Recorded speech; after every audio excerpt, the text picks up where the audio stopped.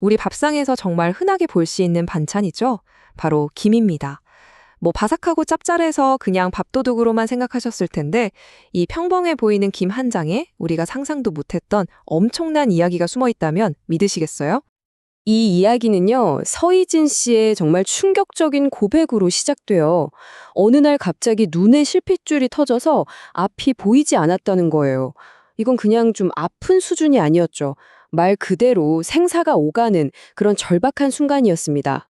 그런데 정말 놀랍게도 그 절망적인 상황에서 희망이 되어준 게 뭔지 아세요? 바로 바삭한 간식, 네, 우리가 오늘 이야기할 김이었습니다. 자, 그럼 한번 제대로 파고 들어가 볼까요? 요즘 김이 건강식품으로 엄청 뜨고 있는데 그 시작점이 된 서희진 씨의 이야기부터 들어보겠습니다. 그때 서희진 씨 혈압이 무려 160mm까지 올라갔다고 해요. 고혈압이죠. 결국 이게 원인이 돼서 망막 혈관이 터지는 이른바 눈중풍까지 온 거예요. 의사 선생님 말이 만약 이게 뇌나 심장에서 터졌으면 정말 큰일 날 뻔했다고. 그 얘기를 듣고 정신이 번쩍 들어서 그때부터 현미밥이랑 김 같은 해조류 위주로 식단을 아주 철저하게 바꿨대요. 그랬더니 거짓말처럼 혈압이 안정을 찾기 시작한 거죠. 아니, 그냥 김을 먹었을 뿐인데 어떻게 이런 기적 같은 일이 일어났을까요? 이제부터는 이 경험담을 넘어서 그 안에 숨어있는 과학적인 비밀을 한번 파헤쳐 보겠습니다. 핵심은 바로 조리법에 있습니다. 어떻게 요리하느냐에 따라 김의 효과가 하늘과 땅 차이가 되거든요. 그래서 우리가 던져야 할 질문은 바로 이겁니다. 이왕 먹는 거 건강 효과를 최고로 끌어올리는 김을 먹는 제대로 된 방법이 과연 있을까요? 정답은 바로 여기 있습니다. 결론부터 딴 말씀드리면 생김보다는 구워 먹는 게 훨씬 좋아요. 왜냐면요, 김을 살짝 구우면 열 때문에 분자 구조가 느슨해지면서 그 안에 있던 비타민C가 우리 몸에 쏙쏙 흡수되기 좋은 상태로 바뀌거든요. 근데 이게 다가 아니에요. 더 대박인 게 있어요. 김을 구울 때 초록색으로 싹 변하잖아요? 그때 피코시아닌이라는 엄청난 항산화 물질이 만들어져요.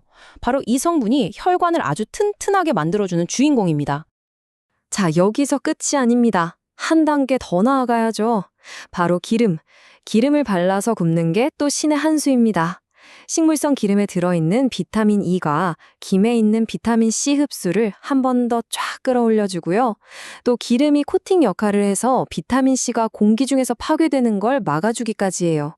그러니까 맛도 살리고 영양도 꽉 잡는, 이건 완벽한 조합인 거죠. 자, 지금까지는 현대의 건강 이야기였죠? 이제부터는 타임머신을 타고 아예 시대를 확 바꿔보겠습니다. 수백 년 전 조선시대로 한번 가볼게요. 놀라지 마세요.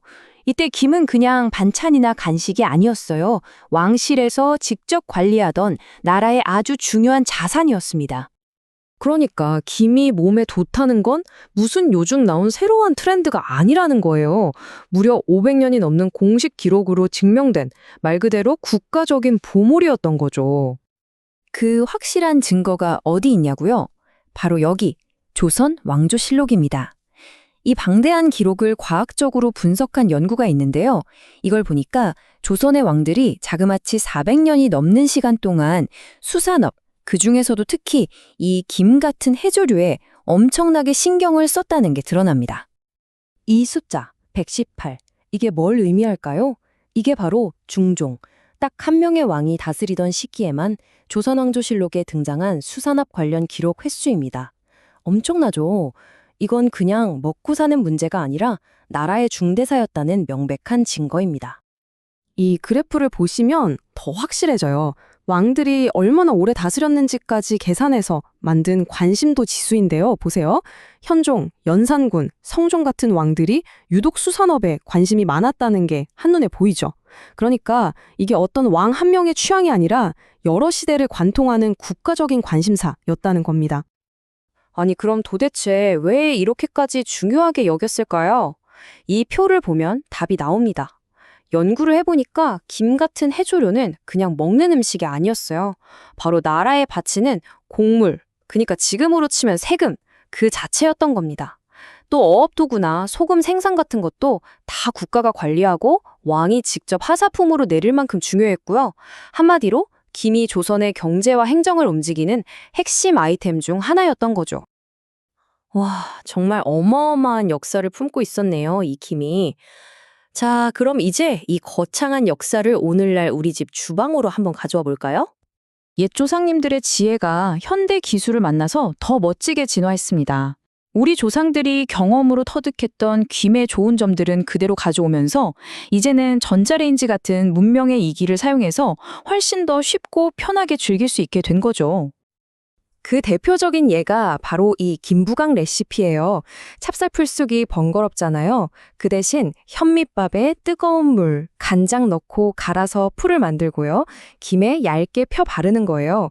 그 위에 고소하게 땅콩가루 술술 뿌려주고 전자레인지에 2분 30초만 돌려서 싹 말려요. 그리고 160도 기름에 잠깐만 튀겨내면 끝! 아까 서희진 씨의 혈압을 잡아준 그 건강 간식을 우리 집에서 이렇게나 간단하게 만들 수 있다니까요. 그런데 잠깐 여기서 꼭 기억해야 할 게 하나 있어요. 아무리 몸에 좋은 슈퍼푸드라도 뭐든 과하면 안 되는 거 아시죠? 김에는 요오드가 많아서요. 우리 갑상선 건강을 생각하면 하루에 딱 3장 정도가 가장 좋다고 하니까 이 점은 꼭 기억해 주세요. 자, 오늘 저희는 작은 김 한 장을 가지고 건강에 대한 과학적인 이야기부터 조선 왕조 500년의 역사까지 정말 엄청난 시간 여행을 했네요. 이제 이런 생각이 들지 않으세요? 지금 여러분의 주방 찬장 안에 잠자고 있는 저 평범한 재료들 속에는 또 어떤 놀라운 비밀이 숨겨져 있을까요?